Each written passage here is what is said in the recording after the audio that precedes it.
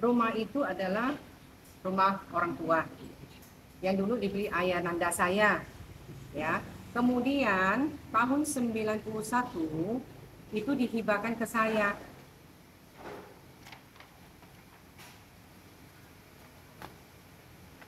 Ini sertifikat tahun 91, Nona Susiana.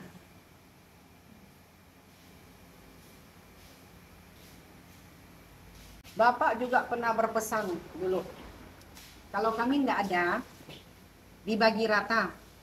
Yang nggak ada duit dikasih lebih. Itu amanah Bapak. Ya. Tetapi ada jawaban dari Agus. Saya nggak pernah dengar loh ya Bapak ngomong gitu.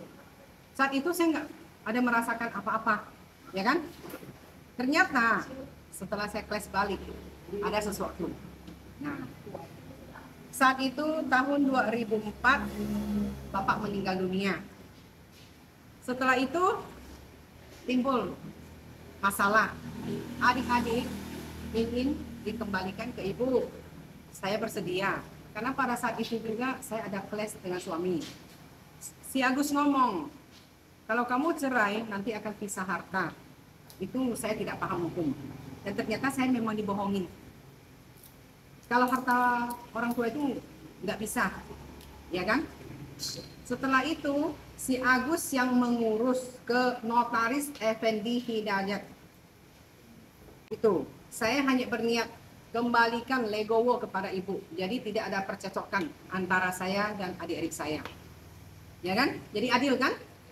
Tetapi berjalannya waktu saya memang tidak tahu. Sertifikat terbit tahun 2005 atas nama Nyonya Sim Soy Cheng, ibu saya. Dikeluarkan oleh BPN 28 Juni 2005 atas nama ibu saya. Tetapi berjalan 3 bulan, 9 September 2005 terbit akta wasiat. Akta wasiat di sini 9 September dengan nomor 16.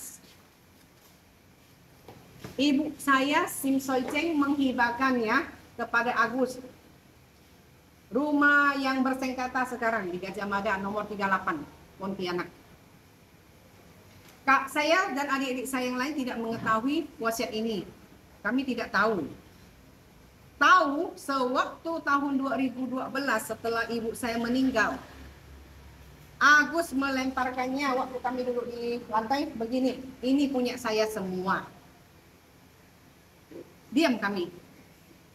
Setelah itu menunggu notaris untuk memanggil. Notaris tidak pernah memanggil kami hingga saat ini. Setelah terjadi eksekusi pun notaris diam. Tidak pernah ada. Notaris Effendi tidak pernah memanggil kami untuk dibacakan.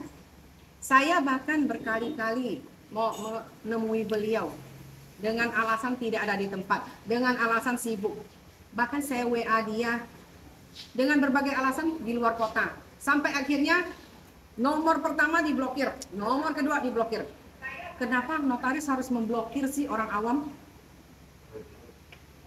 Saya ya dituntut sampai ke pengadilan oleh adik saya yang paling kecil, yang sulung, yang bungsu, Agus, di pengadilan di PN itu.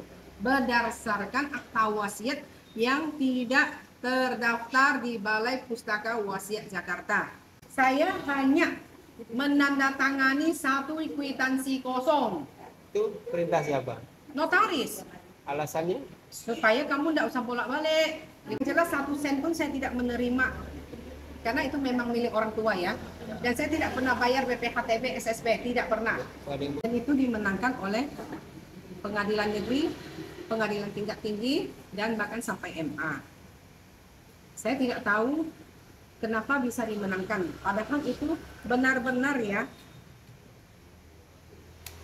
Saya mengantongi dari Kementerian Hukum dan HAM. Ini. Bahwa wasiat yang tidak terdaftar itu cacat formil.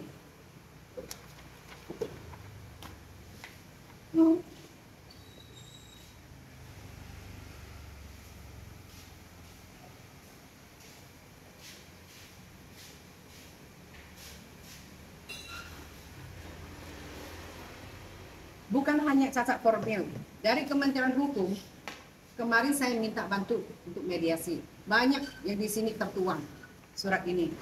Bahwa akte wasiat yang dibikin oleh Notaris Effendi Hidayat itu melanggar hak legitimate porsi, hak mutlak anak. Seorang notaris yang tahu hukum. Ya kan, hak waris saya loh dengan adik-adik cewek yang lain itu dihilangkan. Ya, utusan Tuhan, berarti hakim ya. Tolonglah kalau memutuskan sesuatu, pakailah sedikit hati nurani. Karena kalian utusan Tuhan loh. Saya masih akan berjuang untuk hal ini, mendapatkan kembali hak saya.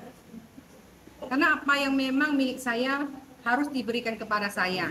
Terutama memang dilindungi oleh undang-undang kan, hak legitimate porsi. Pasal 913 KUHP itu ada hak mutlak anak.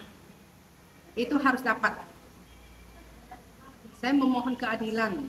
Saya tetap akan berjuang untuk hal ini. Semoga lah yang di atas membukakan jalan, ya kan, untuk saya. Dan saya berharap ke depannya bila saya berjuang, hakim bisa memutuskan secara benar dan adil. Dan tidak ada apa-apanya. Itu harapan saya. Karena kebenaran tetap akan benar.